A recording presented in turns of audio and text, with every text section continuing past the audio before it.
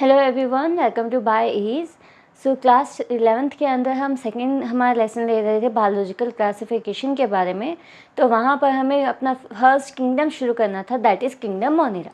तो kingdom Monera के अंदर कौन से ऑर्गेनिजम्स आते हैं? मेनली यहाँ पर आते हैं bacteria.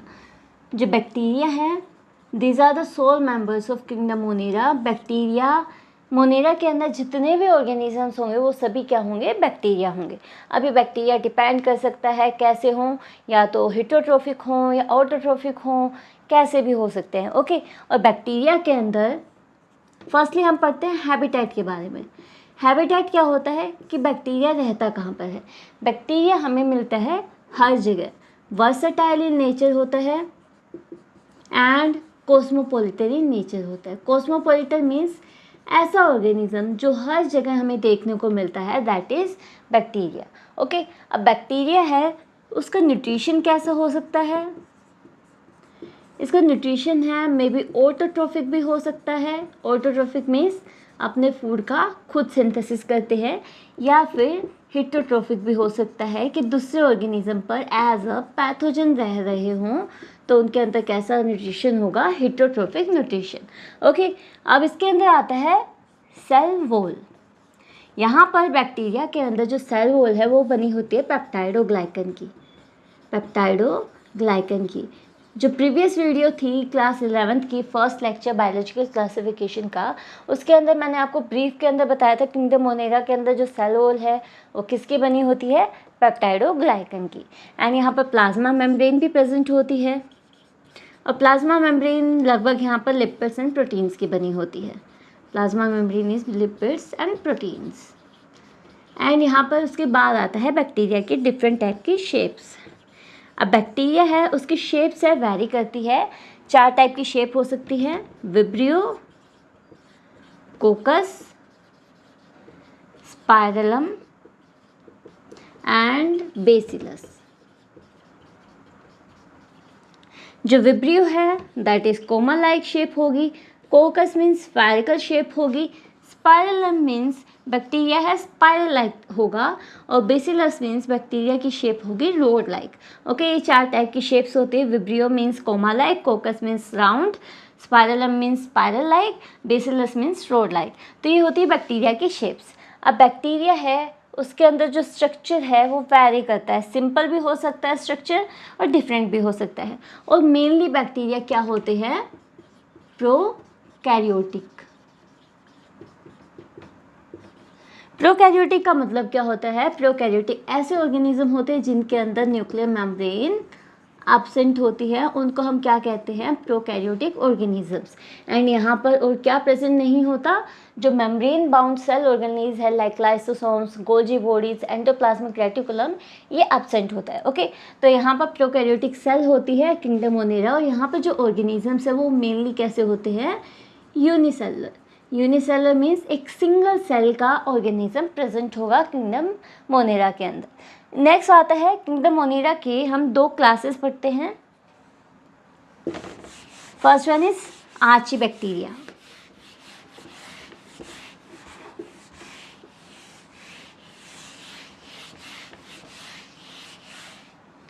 First one is archaebacteria. Archaebacteria most ancient bacteria हैं हमारे वर्ल्ड के अंदर, जो बहुत पहले से एग्जिस्ट कर रहे हैं। और ये हमें कहाँ मिलते हैं? एसिडिक एरिया में भी मिल सकते हैं, जैसे थर्मोएसिडोफिल्स हो सकते हैं। थर्मोएसिडोफिल्स क्या होता है? जो एसिडिक एरिया और हाई टेम्परेचर एरिया पे प्रेजेंट होंगे। या फिर हेलोफाइल्स हो सकते हैं। हेलोफाइल्स मीन्स जो सोल्टी एरिया के अंदर प्रेजेंट होंगे बैक्टीरिया, उनको हम कहते हैं हेलोफाइल्स। तो आर्चीबैक्टीरिया ऐसे भी हो सकते हैं। आर्चीबैक्टीरिया के अंदर न्यूट्रिशन कैसा होता है? यहाँ पर न्यूट्रिशन इनके अंदर होता है ऑटोट्रोफिक। ऑटोट्रोफिक मीन्स अपना फूड खुद सिंथेसाइज करेंगे with the help of chemical और with the help of light. Light की हेल्प से करेंगे तो फोटो ऑटोट्रोफिक, और केमिकल की हेल्प से करेंगे तो कीमो ऑटोट्रोफिक। ओके, अब यहाँ पर आर्चीबैक्टीरिया का जब हम एग्जाम्पल लेते हैं तो यहाँ पर लेते हैं हम मीथेनोजेंस को। मीथेनोजेंस। अब ये मीथेनोजेंस कहाँ मिलते हैं? मीथेनोजेंस मिलते हैं हमें रूमिनेंट एनिमल्स में। जो रूमिनेंट एनिमल्स है जिनके पास रूमन प्रेजेंट है, रूमन क्या होता है, एक इंटेस्टाइन का पार्ट होता है कैटल्स के अंदर, वहाँ पर उनको हम कहते हैं रूमिनेंट एनिमल्स। तो वहाँ पर मीथेनोजेंस प्रेजेंट होते हैं। मीथेनोजेंस का काम क्या है, मीथेन गैस की फॉर्मेशन करना। ये मीथेन गैस की फॉर्मेशन करते हैं। मीथेन गैस क्या है, एक बायोफ्यूल की तरह वर्क करता है। तो मीथेनोजेंस हैं वो कहाँ प्रेजेंट होते हैं, ह्यूमन के अंदर, और वो हमें कहाँ मिल जाएंगे, कैटल के डंग में या फिर काउ डंग में, ठीक है। तो ऑटोट्रोफिक बैक्टीरिया ये होते हैं, ये कहाँ मिलेंगे हमें, एसिडिक एरिया में मिल सकते हैं, सोल्टी एरिया के अंदर मिल सकते हैं, कहीं पे भी प्रेजेंट हो सकते हैं, ओके। बैक्टीरिया है गट में भी प्रेजेंट हो सकते हैं, रूमन में जो एनिमल्स की गट है वहाँ पर भी प्रेजेंट हो सकते हैं। नेक्स्ट आता है यू बैक्टीरिया।